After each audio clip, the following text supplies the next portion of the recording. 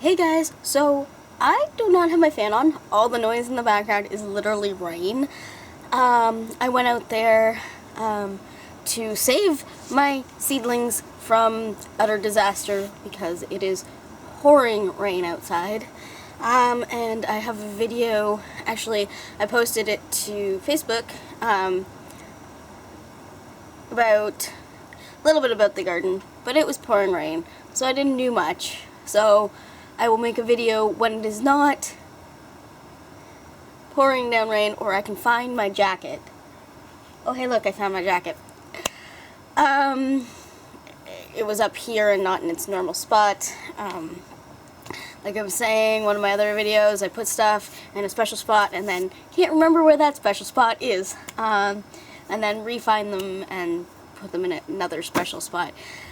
And then never am able to find them that way either. Constant thing. But anyway, so day 116 is Beltane, a day of spiritual love. Beltane's love is also known as the pure love of the goddess. But what is love at its core? Is it attachment to someone special? Is it a romantic feeling? Is it a heartwarming sensation? Where do we find this experience of pure love? In Wicca, the manifestation of love at its highest level emerges from nature. It does not involve romantic ideas or feelings. There are no candlelight dinners, moonlit walks, or sentimental words spoken. It is an impersonal quality that emerges from the natural expression of life. The word impersonal in terms of love sounds cold and aloof, but spiritual love is an embrace of all. It is undifferentiated love. It knows no attachments to particulars or individuals. It is the love of the sun that opens a flower. It is the love of a tigress for her cubs, or of a bee gathering nectar and pollen to make honey for the hive.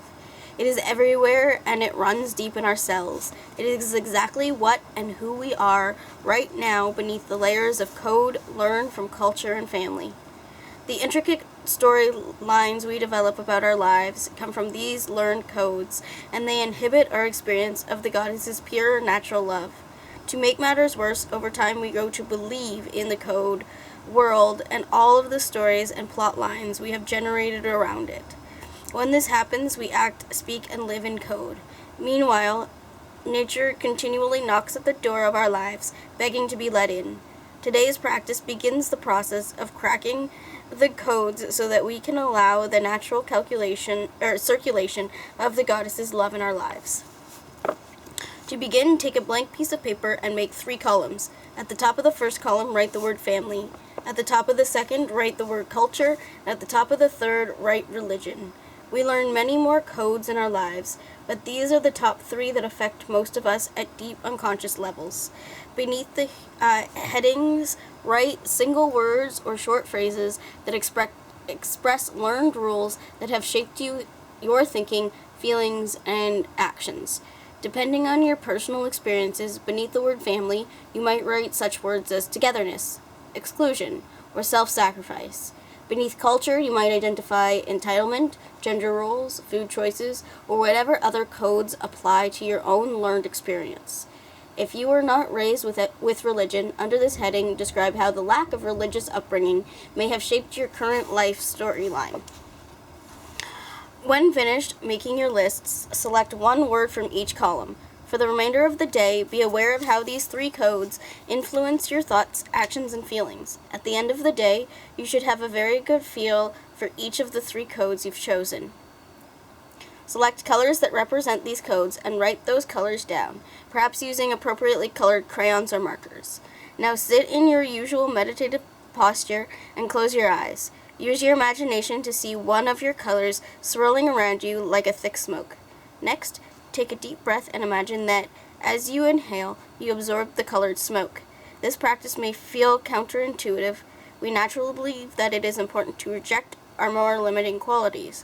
However, in this practice, it is important to accept our limits, to accept ourselves just as we are. It is through your own metaphorical embrace of these traits that they naturally find their own resolution and thus open any blocked channels of the goddess's love. So try not to make a big deal of absorbing this energy. As you take it in, imagine that it transforms into a brilliant white light.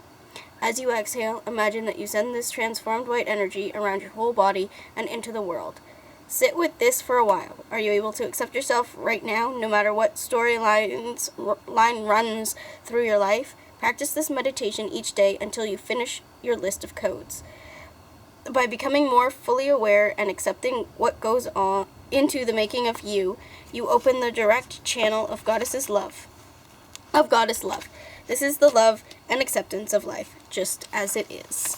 Anyway, that's it for day 116. I'll be back in the next video for day 117. Blessed be, and keep crafting, witches.